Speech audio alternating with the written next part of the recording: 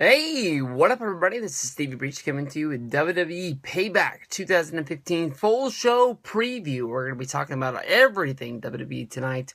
It's going to be a fun night. Sit back and relax. We'll be going through all of the matches. Honestly, with last night's announcement that at the end of the month they're going to be doing the WWE Elimination Chamber 2015, I will honestly say that I'm looking past Payback a little bit. According to WWE.com right now, they've got 6 matches added up to the show tonight. I can honestly tell you that there are 4 matches on this show that I honestly don't care if they even happen on the pay-per-view. WWE had really good success just a few weeks ago doing the WWE King of the Ring special, which was the Tuesday night. I guess you can call it a pay-per-view since it was on the WWE Network. Maybe it was just a special.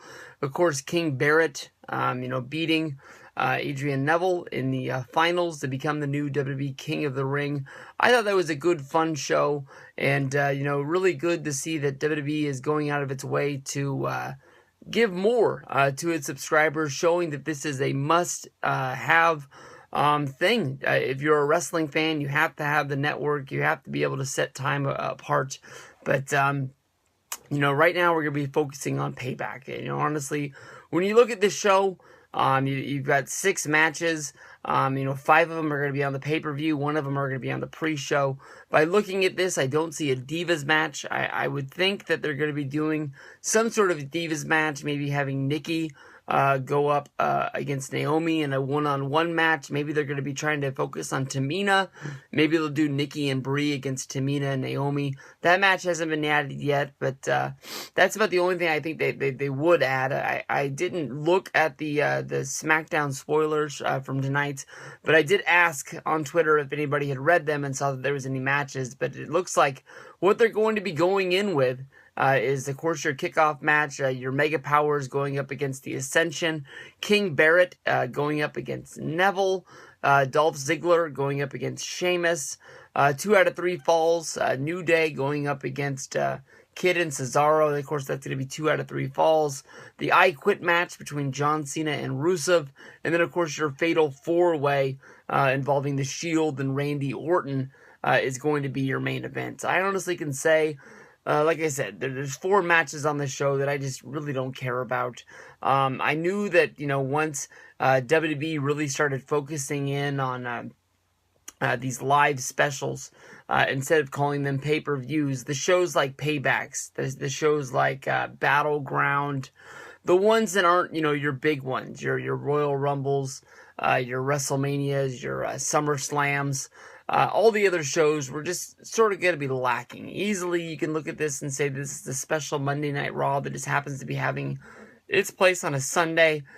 I don't really see this as a show that somebody's really going to be jumping up and down. I can't wait to buy this on DVD and add it to my WWE DVD collection. It just seems like it's just a show. I don't even really see any of the championships really changing hands. I think that definitely Seth Rollins is going to be keeping his belt. I think that definitely John Cena is going to be keeping his belt. Maybe a change in the tag titles, but we'll have to see. A lot of what was told to us about the Elimination Chamber pay-per-view is that, definitely the Intercontinental Championship, which does not have a champion right now, it's going to be figured out in the Elimination Chamber. Your tag champions are going to have to defend inside the Elimination Chamber. The United States Championship is going to be put on the line. Hopefully that doesn't mean they're going to be doing a rematch of a rematch of a rematch with another John Cena versus Rusev match. And then also your World Heavyweight Championship will be held in a match, not in the chamber. Like I would think, you thought your Money in the Bank. Oh, I apologize. I thought your main event would be, be held in there. But like I said, we're gonna be talking all about Payback, all of these matches. We're gonna go over them one by one, and we'll see you when we get there. Should take about an hour. That's about they normally takes for the full show preview. So we'll knock it out and we'll sit down. We'll talk it up. Up first, our first match. WWE kickoff match for 2015 Payback is going to be none other than the Mega Powers going up against the Ascension. Of course, the Mega Powers played by Curtis Axel and his Axelmania, and Macho Damien Sandow himself. Honestly, by talking about this match, I just wanted to get off my chest talking about Damien Sandow first. Damien Sandow was a guy that had a good gimmick. He was a Money in the Bank winner. He came out there, he acted like he was better than everybody else. He wore this blue robe. He spoke in big words that people had to get to sources and dictionaries to figure out what words, this guy was actually talking about and what he was trying to say. He'd be cutting you down in a way that you didn't even know.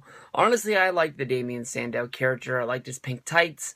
Him as a Money in the Bank winner, guy running around with a leather Money in the Bank briefcase because he just was that much better than everybody else.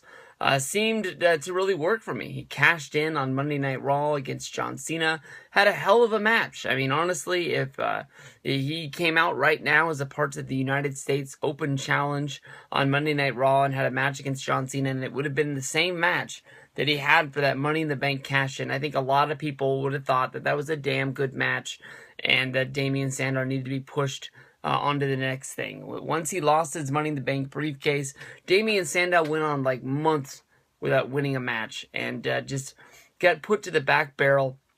He was the first guy not named John Cena to not be able to cash in the Money in the Bank and win the championship. He had a good feud going when his tag team broke up between him and Cody Rhodes. He looked like he really had a good future, and then just the wheels fell off. He started becoming this guy that came out to, sort of making fun of whatever city they were in. He came out dressed up like it was a lumberjack. He just had a different gimmick almost each and every week, and that got to the point where that got stale, and then he became Miz's lackey, where he just was doing all of the Miz's dirty work, and he was involved in, being the tag team champions. He really got over, as, the fact that people felt bad for Mizdow being pushed to the back, and Miz was trying to take all of the glory of the team. Every time they were winning, it was because of Mizdow, but yet Miz was the egocentric maniac. He was the guy that was taking all the credit for it. Where the hell is Miz at these days? Now that I think about it, I guess he's off making that movie. But it's kind of weird. We keep thinking these guys are going to emerge into stars, and they just come and go, and nothing ever comes of it. But, Mizdow finally breaks out of Miz's shadow, and, he did lose the match to Miz, where he had to lose the Mizdow character. But you would think that then he would go back to being Damien Sandow, and he would be, a good wrestler. And, people love this guy as Mizdow. They're going to love him even more now that he's himself and his Damien Sandow. That lasted all of about a week. And then he starts coming out calling himself Macho Mandow. It seems like he's going back to that stale gimmick of just, copying something else and just going with it. I know that, there's a special connection with, Macho Man Randy Savage and the wrestling community that's out there. The people that go to the shows, maybe they wanted to cheer for Savage one more time. But that's not Savage. That's Sandow. This guy's a good wrestler. If they don't have anything for this guy, just let him go. And I'm sure he would love to wrestle in the indies. I'm sure that he would love to go try and find a job in TNA or Global Force Wrestling. He'd be able to bounce back. The guy's episode of Talk is Jericho was really, really good. I like the way they set it up, thinking that it was going to be a Miz interview. And then all of a sudden, Miz quit on the interview because he had bigger and better things to do. And his stunt double filled in for him. And we got to hear Damien Sandow's story. And, the story of him being fired from developmental twice before really being able to get on the main roster as Damien Sandow and finding a character that actually worked for him. And then, just creative really not have anything for him. It was a really good character. And I'm sure that, once people heard this story, people would love this guy and they get behind him. It sure, turned around Ryback's career, being on Talk is Jericho one time. But I don't know. I wish the best for Damien Sandow, but I don't see the Macho Mandow character not really getting him that far. I know he's on the pre-show, but then again, look how weak Payback is right now, and he's involved in the pre-show. There's so much stuff in here. Curtis Axel is a guy that I really like. He got a bum rap. He came up. He was the Paul Heyman guy, became the Intercontinental Champion. I think that people thought that maybe he got pushed up to the main from being Michael McGillicuddy to beating Triple H on Monday Night Raw out in the middle of nowhere. People always say, I want you to create new stars, I want you to create new stars, and as soon as you create a new star, we don't want him no more. That's not the guy we wanted something else. The Ascension is sort of almost the same thing. The only thing was, for 2 years these guys were in developmental, and I kept hearing their name, and people kept talking about how bad these guys are, but yet they keep winning their matches. And people kept saying that once they hit the main roster, it's not going to be good for them. I know that they came out, wearing the face paint, and people thought they were a ripoff on the, Powers of Pain, or Demolition, or a team like that. They're going back to the 80s, trying to recreate what's going down, and that almost sets up what this whole feud is about. They came out almost making fun of themselves by making fun of Sandow and Axel for having to recreate the past with WrestleMania 5 out there with Axelmania against Macho Mandow on Monday Night Raw, and they don't like how people have to dress up like old gimmicks in order to try to get over with the crowd. And these guys aren't over at all. I remember hearing things about WrestleMania that they had already given up on the Ascension, and they weren't going to be a part of it. If you think about what happened with the pre-show match for the tag team championships, the Usos were injured. Everybody knew they were injured, and they still used the Usos in the match because they didn't feel like they had enough star power enough to get in there, even though the Primetime Players had just reunited. The Ascension had just debuted months before. I'm sure that Triple H didn't think that once the Ascension finally got brought up from NXT, his long-reigning NXT Tag Team Champions got put up on the main roster, that they would just be jobbing out and not even being able to connect with anything. But Connor and Victor, they got a long road ahead of them. I'm sure that if they stick with it, they'll find something out there. Because, like I was saying when I was talking about the Dudleys, with Bully Ray on his Twitter trying to get a job with WWE, that, the tag team division isn't that hot, especially with the Usos being hurt right now. You got a New Day, you got the Matadors, you got the Lucha Dragons. You only got about 4 or 5 teams at the most, and these guys being there, if they stick with it, I'm sure that they'll find something. And as long as they're working the house shows, they'll get paid. In this match, I'm gonna say that I hope the Ascension get the win, because I want them to go far in the tag division. I want to see that they can rebuild something there.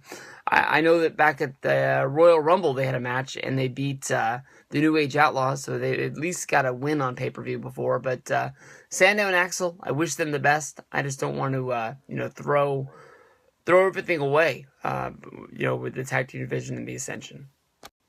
All right, the next match which is going to kick off WWE Payback is going to be Neville going up against King Bad News Barrett. I'm not sure if Bad News has been tossed in the trash and it's now just King Barrett. But, I thought that the Bad News, it had a time, it had a place, but I thought the Bad News had really outstayed his welcome with Barrett tonight. And I like it that they're going in a different direction. I can't wait till there's a day when he just goes back to being Wade Barrett.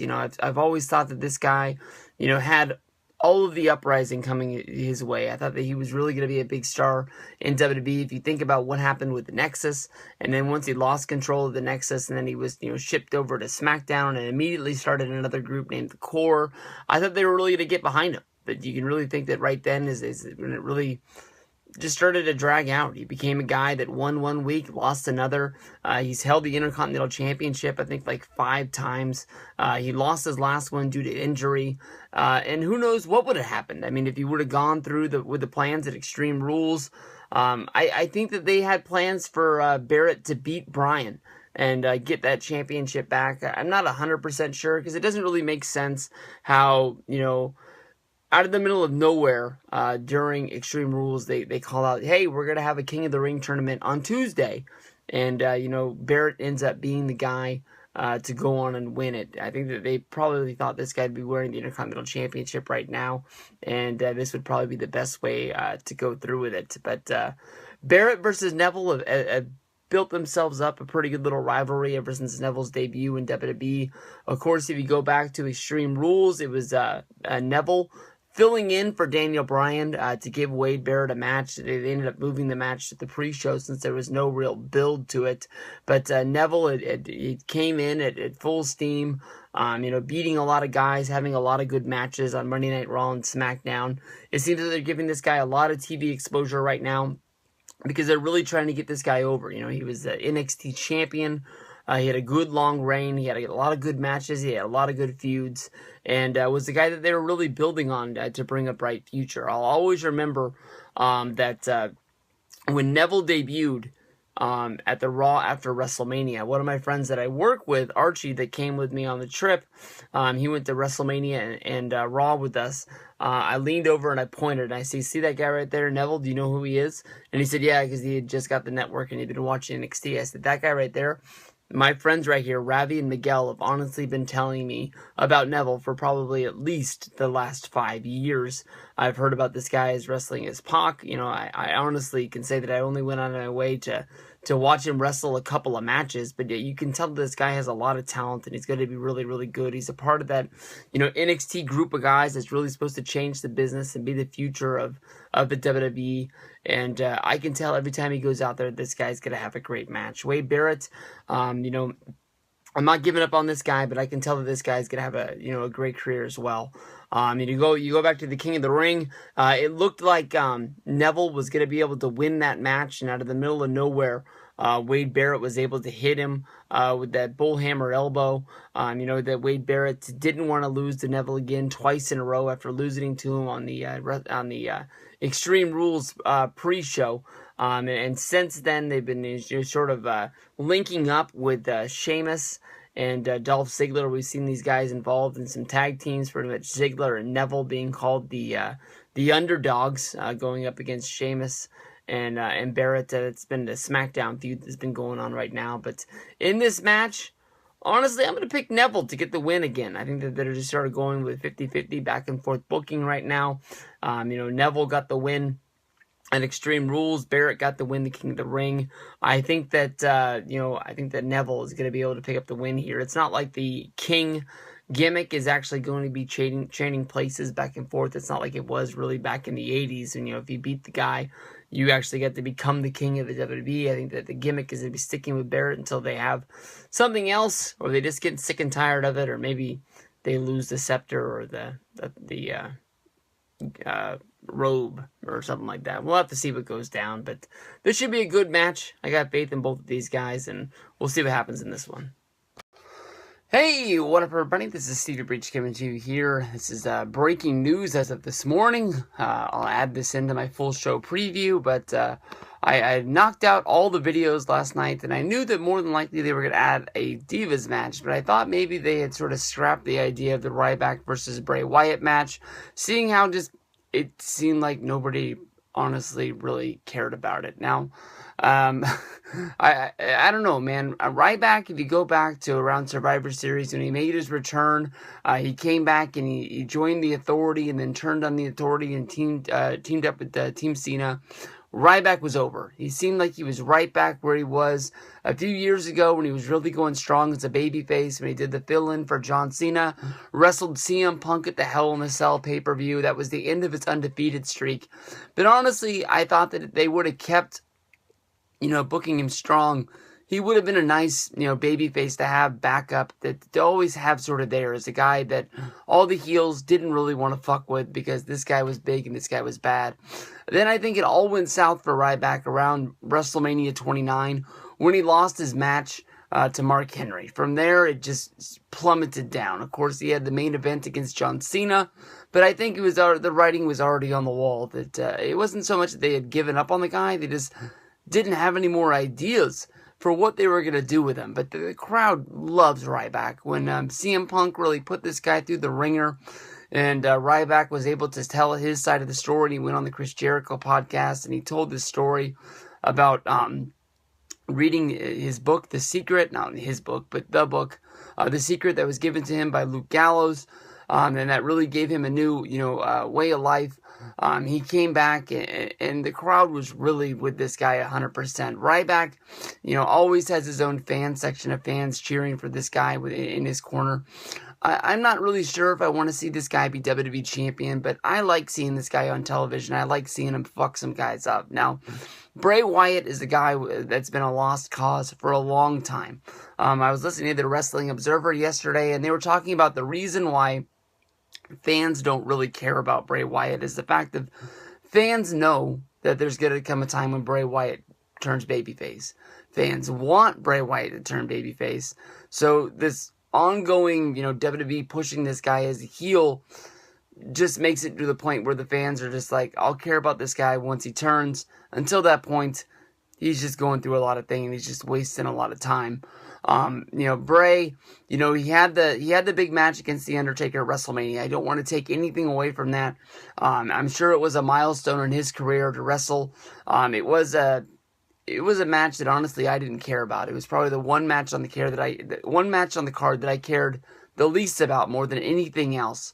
But I'm sure for him to wrestle in the semi-main event, wrestling in the second to last match against The Undertaker, in which might be Undertaker's last WrestleMania match. Hell, might be Undertaker's last match total. He calls himself the new face of fear. I don't know how you can act like Undertaker passed the torch to him when Undertaker beat him. Undertaker killed the guy. The match was over. It was done. And after that, neither of these guys wrestled at Fastlane. No, I apologize, not Fastlane. Extreme Rules. Neither of these guys were on the card.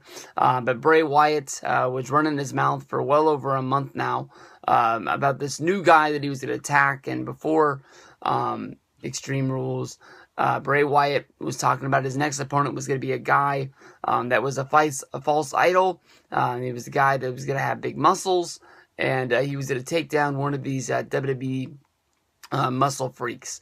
I don't know. It just seems to me, honestly, like we don't have anything for Bray Wyatt to do. We don't have anything for Ryback to do. We only have 6 matches. We need another match. We need a time filler. Let's put those 2 guys out there and let's let them have a match. I don't really see anything really big coming out of this. Honestly, Ryback to me cooled off the most when he was fired. After the Authority came back, and then they brought him back right before the Royal Rumble. It sort of showed him that that WWE was booking by the seat of their pants. They didn't know what was going on. I'm sure it was nice for Rowan, Ziggler, and Ryback to get like a 3-week vacation, but having them not on TV for 3 weeks, having them not, show up at WWE, at Monday Night Raw or at SmackDown, they didn't have to be in the front row. They didn't have to pull like the NWO where they bought the front row ticket and came down there and sat down. They could have sat in a luxury box. They could have sat in just the cheap 100 seats. They could have done anything that would have been different to show that these guys, they love being WWE superstars. They love WWE. They love it so much, even though they were fired, they were showing up to the shows because they cared about what was going on and they didn't want the Authority, raising havoc over WWE. And to show that they really wanted to have their jobs back. By the time they were brought back, when John Cena beat Seth Rollins, when Sting came down on Monday Night Raw and the deck was stacked against him, that was the match that they gave Ryback, Ziggler, and Rowan their jobs back. It seemed like they weren't even fighting to have their jobs back. The Authority, when they got their jobs back by Seth Rollins, by making John Cena say that they can come back, they came out of the back immediately. And these guys, we didn't see them until SmackDown. SmackDown they came out. I know that it wouldn't make a lot of sense for them to be just hanging out in the back and come walking out like the Authority did, but I don't know. It was a little bit different to me, but this is the match that's going to be going down at Payback 2015. It's going to be Ryback going up against Bray Wyatt. It's a match that honestly, another one that I just don't really care about. It seems like the whole show is matches that I don't really care about. But in this one, I'll take Bray. Hopefully Bray wins. The next match is going to be a big one. It's going to be a 2 out of 3 falls match. It's going to be for the WWE Tag Team Championships. It's going to be the New Day going up against Cesaro and Tyson Kidd. A lot of guys in this match that honestly I really, really like and want to have a bright future in the WWE, bigger than the tag team division is right now. Tyson Kidd, Cesaro, and Big E Langston. There's a lot of people that push that Kidd and Cesaro, 2 of the most underrated guys in all of WWE. Very, just underutilized, and putting them in this tag team championship run has really been able to show off how good these guys really are. You know, they just clicked instantly as a tag team after being paired together last December, and they've been going for it. A New Day it seems like something has been planned since the summer. You know, of course, everybody remembers the match. Xavier Woods came running down in his red suit, looking like he was Johnny Cochran or Malcolm X or something like that. You know, talking to Kofi Kingston and Biggie Langston about, you know, black wrestlers being held down and not being able to get going. And one thing led to another, and WWE thought that was a bad idea, but they kept the New Day together after, you know, putting them on ice for almost 2 months before actually bringing them out as the New Day, you know, doing the claps.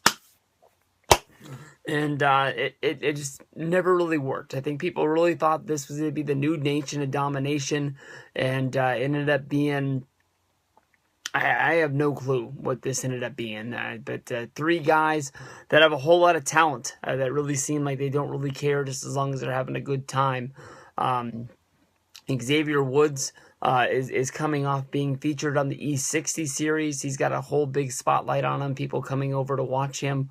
You know, after being featured on ESPN, that's got to be a good rub to give to the guys. Some people said that's the reason why at Extreme Rules, the New Day won the Tag Team Championships, just so they could be a happy ending at the end of the documentary, basically saying that Xavier Woods now was a Tag Team Champion, and he was a part of a big role in WWE, because that's the way they sort of portrayed him on the E60 series, even though a lot of that footage was filmed a long time ago, and they just took a long time to edit the package and put it up on ESPN.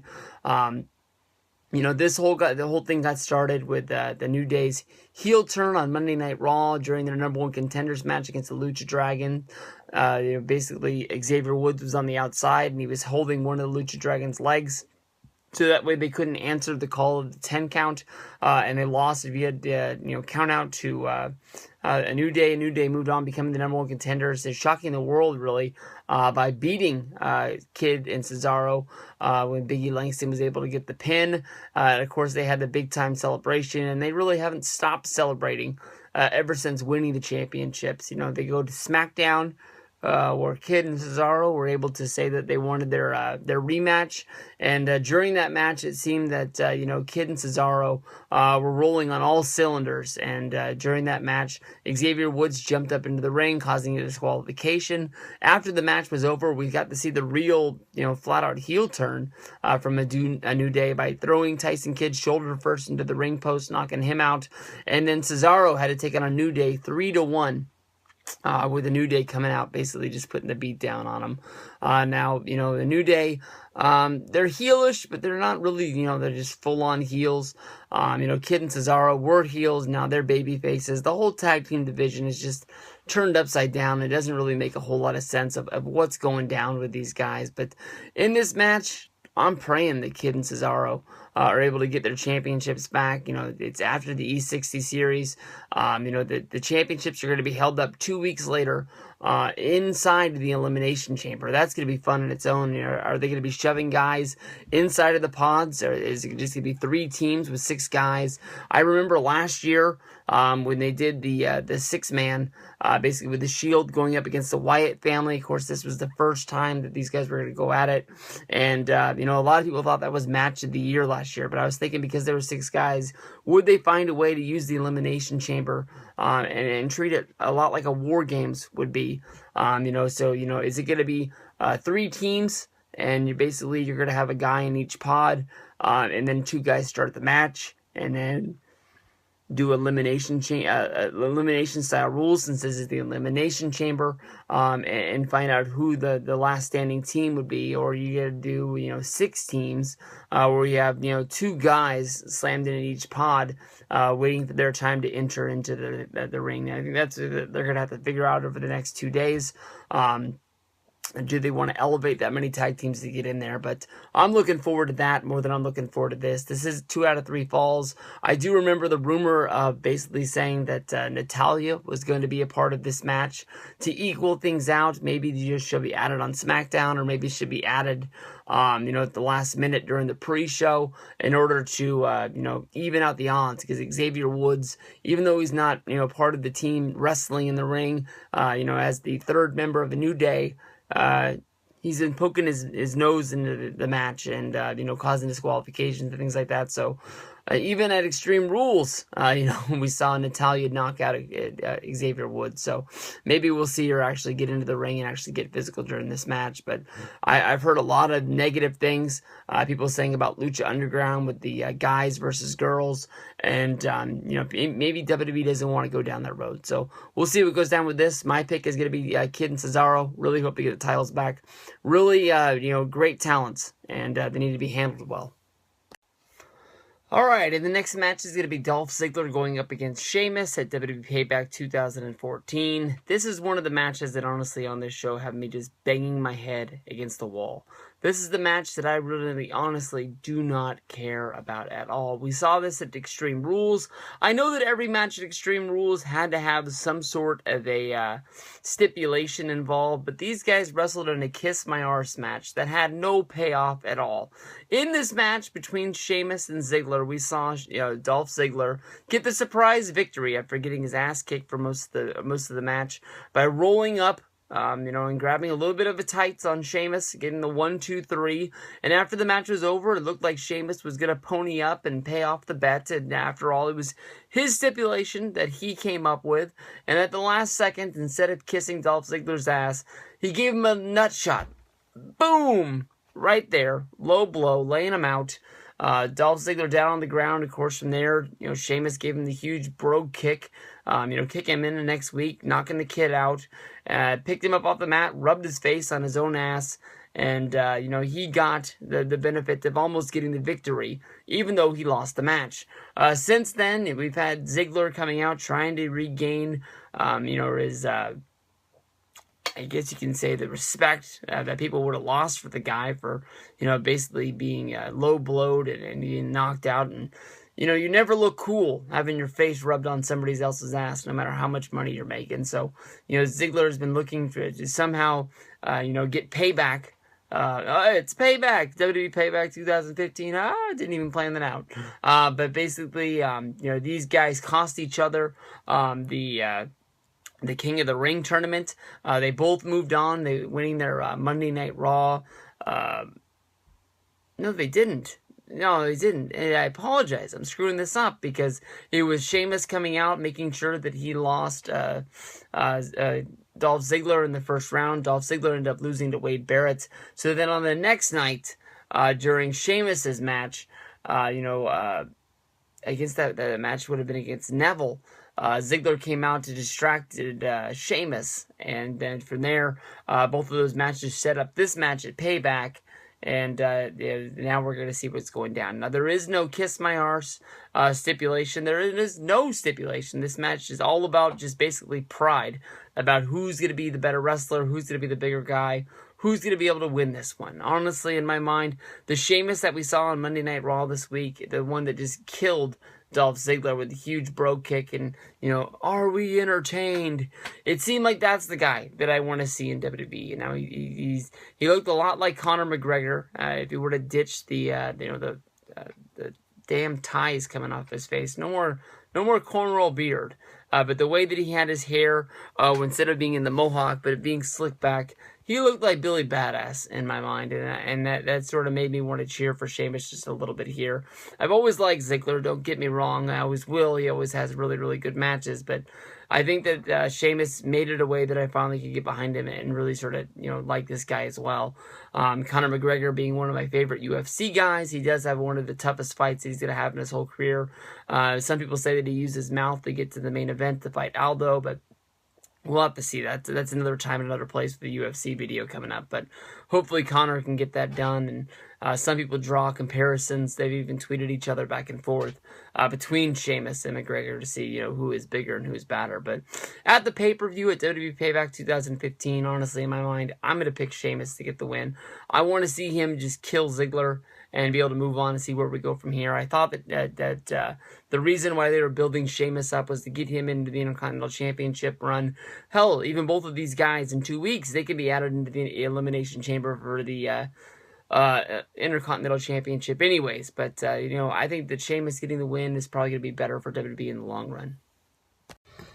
Hey, what is up, everybody? This is Steve Breach coming to you. Today they have announced another match for WWE Payback. They have announced that they're going to be doing a Divas tag team match. When I did the opening to the full show preview, I talked about them maybe adding a Divas match, but I honestly didn't think they were going to be doing a tag match. Honestly, I don't think that this is the best way to really get the Divas Championship over right now. Hey, I'm a big fan of Nikki Bella being the champion right now, but for the last few weeks we've seen Naomi and Tamina really running a truck over these girls and really beating the crap out of them. Naomi's whole gimmick is that basically she's pissed that she hasn't got a championship shot since she was the #1 contender, and here we are coming into it, and she's still not getting the championship shot that she deserves. I know that they're trying to get Tamina over as a big unstoppable force.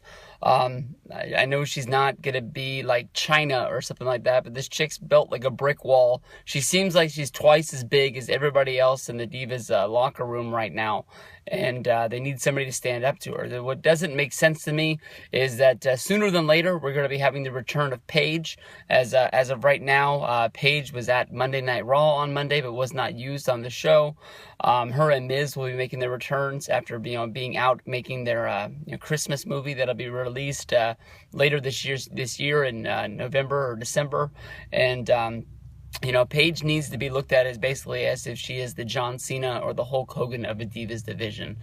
She needs to be basically the central force of everything that's going on. If it's not going to be Nikki, it's going to be Paige, and Paige has sort of been sitting on the sideline for a long time. I know that her and AJ sort of really controlled the Divas division for a long time, but that's the one that I would base it around, seeing how it is a tag match, and the Bellas have really been getting their tails whooped the last few weeks. I don't know what you do from here. Honestly, in my long years of watching professional wrestling in the WWE, I would guess that Tamina and Naomi have to win this match against the Bellas, and that would make it where Naomi would get her title shot at the next pay-per-view. I don't know if that's what they're going to be drawing up in their minds, but that's the only thing I can really think of, because if the Bellas get the win here and they win in a match that's not even for the Divas Championship, I don't really know where you go with Naomi and Tamina. Would they just drop down to the bottom of the Divas division again? Because we've got enough, Divas, sort of down there in the bottom of the barrel that don't win matches, whether if it's Alicia Fox, Summer Rae, so on and so forth, etc. You need to be, building up stars to make this thing matter. All the fans, chanting and tweeting, give Divas a chance. When it comes down to it, if you're not building up stars, there's nothing to give a chance to. In the feud that will never end, we see John Cena going up against Rusev at WWE Payback 2015. This is going to be a brutal beating. This is going to be an I Quit match for the United States Championship. This is something that both of these guys really need. Of course, John Cena wants to hold on to the United States Championship. He sort of has taken on a whole United States USA pride. Something that we haven't seen since John Cena took on Muhammad Hassan way back in the day. He's made the United States Championship his own, sort of taking a lesser role in WWE, not being a part of the main event. We saw him on Monday deliver a promo saying that the WWE Championship, is a really guarded prize. In the history of wrestling, there's been a lot of great wrestlers that not even got a chance to ever go after a belt like the WWE Championship. But the United States Championship is a belt that is within reach to a lot of guys. It's been a champion that has lineage that goes all the way back to WCW, and then of course, they brought it back in WWE as a mid-card title for SmackDown. Honestly, when I think of the United States Championship, the way it is now with the red, white, and blue plate behind it, honestly, the guy that I always think about is Chris Benoit. It seemed that he was always in the United States Championship hunt on SmackDown. When I see that championship, he just seems to be the guy that I think about. John Cena's had this belt since winning it at WrestleMania 31, but the feud even goes back farther than that. Of course, back at the Royal Rumble, it was John Cena about to deliver a promo on the Royal Rumble post-show when Rusev, who ended up, even though I always think of the Fatal Four, or the Final Four at the Royal Rumble being, Ambrose, Reigns, and then Kane and Big Show. Your runner-up was Rusev, who was hiding out underneath the ring, got back into the ring during the Rock and Reigns celebration to be eliminated, and Roman to actually be named the winner. Rusev wanted to yell and scream on the deal, and instead he goes face-to-face with John Cena, and they're exchanging words, and they meet at Fastlane, the Fastlane to WrestleMania pay-per-view. John Cena gets kicked in the balls and then super kicked right in the face. From there, Rusev is able to get the victory. You go into WrestleMania 31. Cena has a new attitude where basically, I guess the whole deal of his promo is going into WrestleMania 31 is that he was going to try harder, and he was able to defeat Rusev. Thanks to Lana tossing in her feather boa, and then from there we go to the Iron Russian chain match. That's Extreme Rules that Cena was able to get the AA on Rusev and then be able to get the win. I guess you can say the wild card in this match is Lana. Lana and Rusev had not been getting along ever since the losing streak started. Basically. Rusev has blamed Lana for their streak of bad luck lately, and he does not like the WWE Universe has sort of turned Lana into the biggest babyface. Honestly, I think that she's going to play a major role in this match. Honestly, I can see her getting involved in this match somehow, where it seems that, Rusev is going to hurt Lana, and Cena has to make a, decision. Does he give up in this match and say that he quits? Or does he let Lana get hurt? Will Cena be able to lose to Rusev to be able to, to save Lana? I could see somehow that being there. I also, talked about, Natalya not being involved in the 2 out of 3 falls tag match because I don't think WWE wants to go down the road of man-on-woman violence. But I can see, the payoff being is that, it's all a trick, it's all a rouge. Basically, Lana and Rusev are involved in this. They're a team still, and they're tricking John Cena. They know that he's a stupid American. They know he's going to stand up for a woman, and to pull her out of harm's way. Basically, you have Rusev and Lana trick John Cena. He quits the match, and then right after the match, you stupid American, we tricked you, we fooled you, we beat you, we got you a United States Championship, because WWE has already announced that there's going to be a United States Championship match at Elimination Chamber in 2 weeks. Because of this, it makes me think that, yes, I think John Cena and Rusev are going to have another match. I think that what they're going to do is maybe have the final payoff. Because I don't see how Cena's going to be able to have a match at Elimination Chamber, and that match is going to have a strong feud in only 2 weeks. With a 2-week thing, when WWE was doing the October pay-per-views with Hell in a Cell and the other one that I can't think of the name, basically, with those, you had a lot of rematches on those. 2 weeks isn't a lot of time to build a match that people are actually really going to care about. But Cena and Rusev, they're going to go out there, they're going to try their best, they're going to see what they can do, and I'm looking forward to a good match. I Quit match is a good match, always have a good stipulation. John Cena, unless he's getting tricked, I don't see him losing this match, but we'll have to see what they're going to do. Both of these guys, neither of them need to take an I Quit loss. I don't think it's going to kill John Cena, but, that's one of his things, is hustle, loyalty, and respect. Never give up. That's what he teaches all the kids. And for him to I Quit in this match by getting beaten down by Rusev, really don't see it. That Rusev losing 3 times in a row, really, really weird also. I don't know what to think in this match, but I'm picking Cena. Hopefully you guys are picking Cena too, and we'll see the end of this one. All right, main event time. We have made it. Here we go. The one match that I care the most about. This is going to be an awesome match. This is going to be a great one. This is going to be the one reason why people are glad on Monday morning that they stayed up late to watch WWE Payback on the WWE Network. It's going to be the WWE World Heavyweight Championship on the line in a fatal 4-way. Basically, there's a stipulation. If Rollins doesn't win, Kane's going to be fired. In this match, you have your WWE Champion Seth Rollins going up against Roman Reigns, Dean Ambrose, and Randy Orton. This match mainly focuses around the one guy who's not even going to be involved in the match. It's going to be Kane. During Triple H's vacation, Kane was left in charge as director of operations. Kane basically thought that he was the guy that should be running the show, while Seth Rollins felt that he was the champion, that he was the leader of the authority. He's the guy that should be calling the shots, and he's the guy that should be going to it. So Rollins and Kane basically at each other's necks to the point where Kane decides he doesn't need this shit. He goes down to Triple H and he tries to hand in his 2-week notice. From there, it looks like Triple H and Kane are on the same side and Rollins is on the outs. Only for 2 weeks later, basically, Kane and Rollins are still at each other's throats, and Triple H flips sides. Basically says, you know what, we tried it your way, Kane. Now we're going to have to go this way. We're going to go my way. Basically, I'm in charge. Rollins is the champ. You're the director of operations. You need to fall in line. You need to figure this out. You need to right this ship.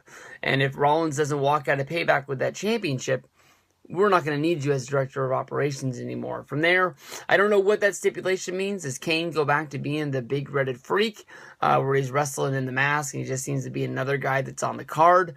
Or does Kane really get fired? I remember last year around Payback, people were thinking that the Kane versus Daniel Bryan match, if it would have gone through as a buried alive match, it would have been Kane's last match, Kane's retirement match. But it didn't end up happening, and from there, Kane just kept showing up on pay-per-views. If you remember, last year's Payback show was being held in Chicago.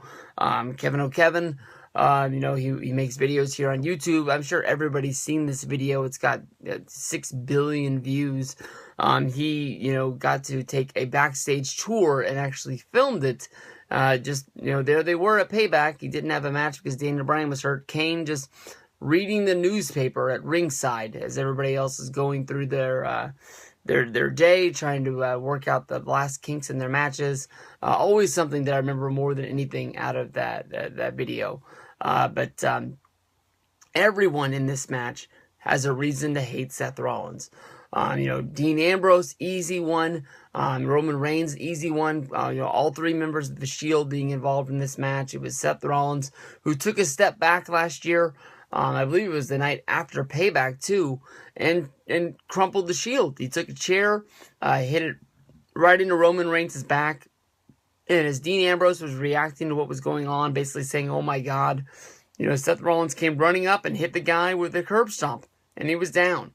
From there, Seth Rollins took a spot in the Authority, where basically he went on to win the Money in the Bank briefcase, becoming the future of the Authority, while Randy Orton, who was the champion at the time, was the now. Basically, with the Authority, Orton, lost the belt, at WrestleMania last year to Daniel Bryan. From there, it was, Triple H giving Orton shot after shot after shot to regain the championship, while Rollins, had his Money in the Bank briefcase, always had the thought of cashing in, but it was always Orton, and it was Rollins getting into the year, Stephanie McMahon and Triple H basically saying that, he was the future, he was the guy that needed to get there, and basically the Authority kicked out Randy Orton. Since then, Randy Orton has been going after Seth Rollins. We saw these guys have a match at WrestleMania. Orton was able to get the best of them there, but then at the Extreme Rules with a steel cage match, it was Rollins that kept the championship at the end of the night. Ambrose had a short feud with Rollins around SummerSlam last year, where they kept on, trying to have a match, but Rollins was running away. They had a really, really great lumberjack match. Honestly, one of the best ones that I ever saw, where the lumberjack match normally keeps guys in the ring. This one, the match was all over the place, in the stands, fighting through rows of fans, all sorts of things. From there, Rollins went on to have a feud with Roman Reigns that never had a match, because of the reason of Roman Reigns' injury, which then brought Dean Ambrose back from making movies. And I think that he had got his head crunched by a curb stomp onto a pallet of cinder blocks, I think is how he made his goodbye. But he did make his return, and then from there, Reigns got better. And I think we've seen Reigns versus Rollins on Monday Night Raw, but never one-on-one on a pay-per-view. It's going to happen someday. It just hasn't happened yet, and then it really got a feeling out of it. But all three of these guys, they all have a reason to hurt Rollins. You saw this on Monday with all three of these guys hitting their finisher before turning on each other. So all of these guys know what it's all about. All of these guys know they want to be champion, and you got to beat Rollins to be the champion. But you also have to be the first guy to be there, so you can't be too nice in this match. It was, Roman Reigns spearing Randy Orton after Randy Orton hit the spear on, after Randy Orton hit the RKO on Seth Rollins, and then Dean Ambrose hitting Roman Reigns with the dirty deeds to make sure that he was standing tall. Honestly, when it comes down to it, I think that Dean Ambrose is going to be the guy that takes the fall in this match. Randy Orton and Roman Reigns, two protected guys. Randy Orton's really hot right now as a babyface. Roman Reigns, he did take the pinfall at WrestleMania, and I just don't see him, losing this match. He's going to be champion someday. It's not going to be today. But Ambrose was a good add to this match by Kane. You got to say that, he's been a guy that a lot of people thought was going to be main eventing once the Shield was done. And then once the Shield was done, he really wasn't there. I guess he has been main eventing, because if you think about it, he did main event TLC and Hell in a Cell. The Hell in a Cell match was really, really good, but I don't think it's really a match that people really think about a lot. And the TLC match with Bray Wyatt is, I think, a feud and a match that nobody really wants to think about ever again. This is the main event. I am picking Rollins to win this match. I think it is going to be Rollins versus Brock Lesnar at SummerSlam down the road. But you have to see what they're going to do from here. They've already said that the match for the WWE Championship is not going to be held inside of the Elimination Chamber, so some of these guys got to get knocked out. Maybe Rollins is going to go up against Kane one-on-one for the championship. Or maybe just one of these guys get promoted. Hell in a Cell is a pay-per-view on the WWE Network, but it's not a real pay-per-view. This was a house show. They got turned into a pay-per-view on 2 weeks' notice. So, it would be something to see Dean Ambrose go one-on-one in the main event. It's a lot like when you go back and watch the Insurrection pay-per-views or, the pay-per-views that were held overseas.